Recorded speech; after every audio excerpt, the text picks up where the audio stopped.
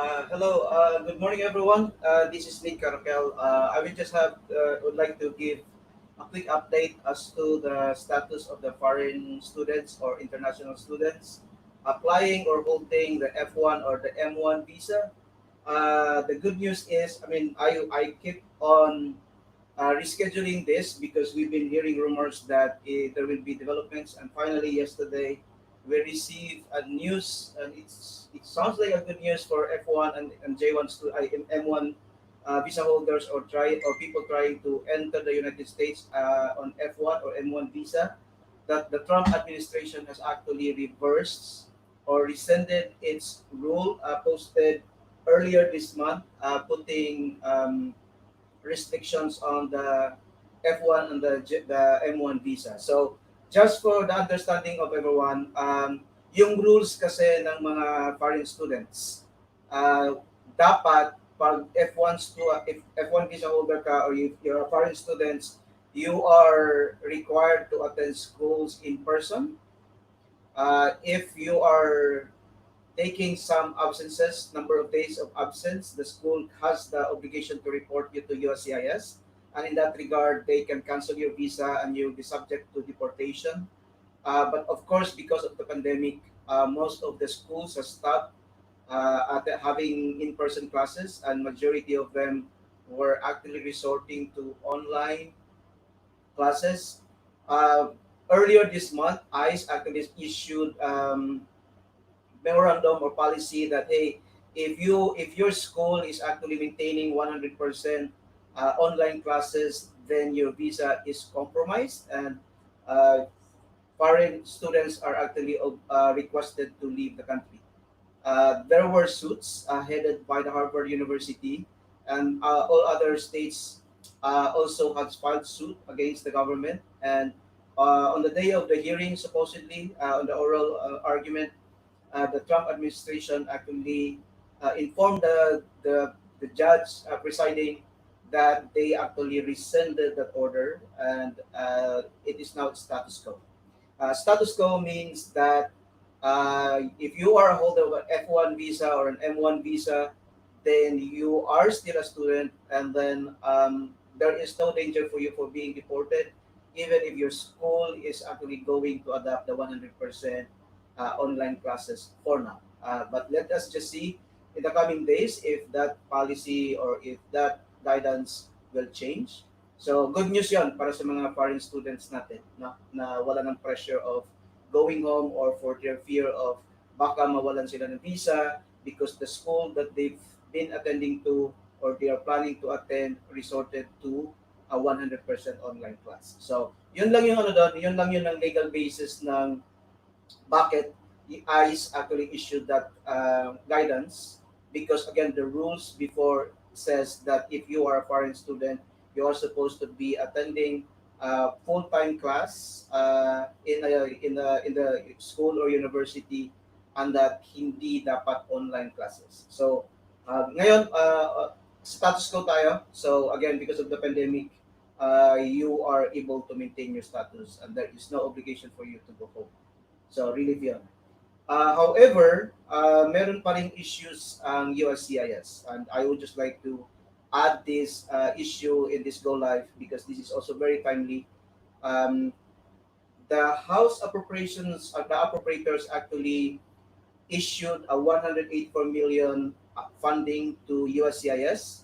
But if you actually remember, way back in May, USCIS or the U.S. Citizenship and Immigration Services, this is the agency responsible of processing immigration applications in the United States. And once it's approved, it's forwarded to the National Visa Center and the U.S. embassies abroad.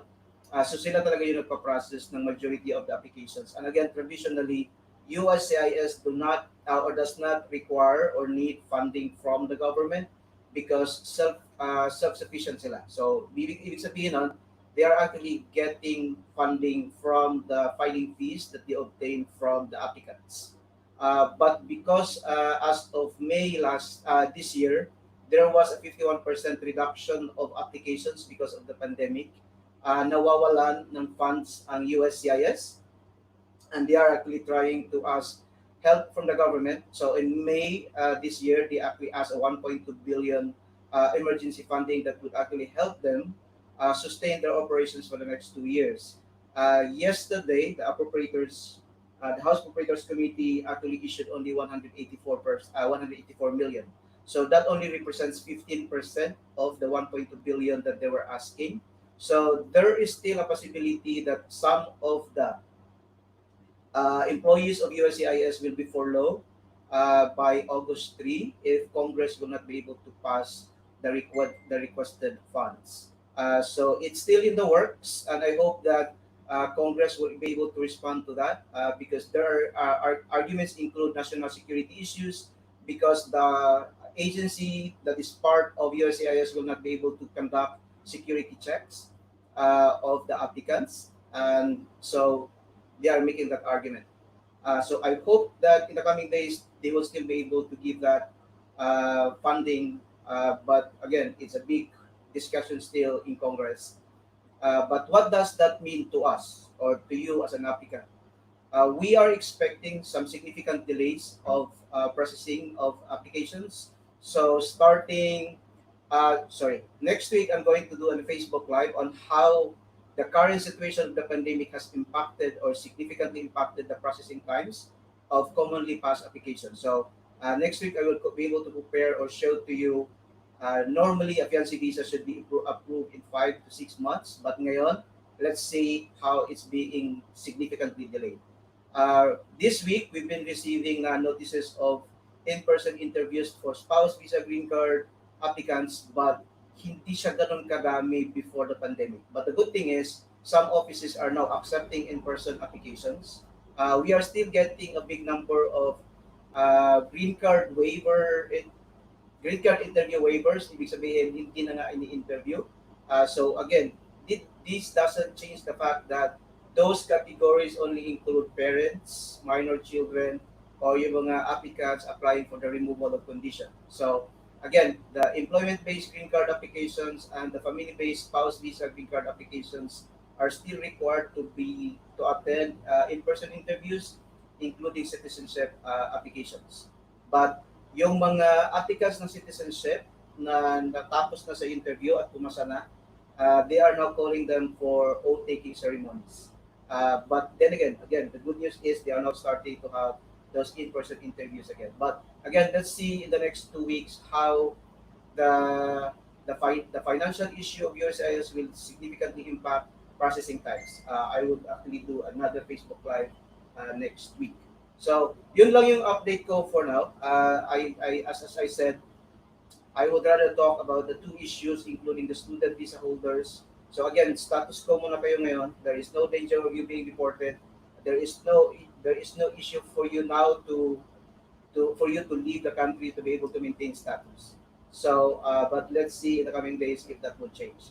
As far as the USCIS funding issues, it is still an issue, but the good thing is they were able to receive 15% of what they've been asking for. That could actually help them in the next few months of operations. But at the same time, the bill that's being passed or being discussed now in Congress is actually suggesting or allowing USCIS to actually implement a 10% increase of their filing fees. So what does that mean to you? So kung may mga plano kayong mag-file ng employment-based applications or family-based applications, I would encourage you to start filing now in 2 points. Number one, you're actually helping USCIS to get additional funding.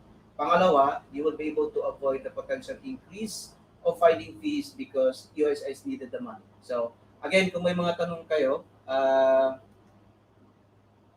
may mga tanong pala dito. Sandali lang.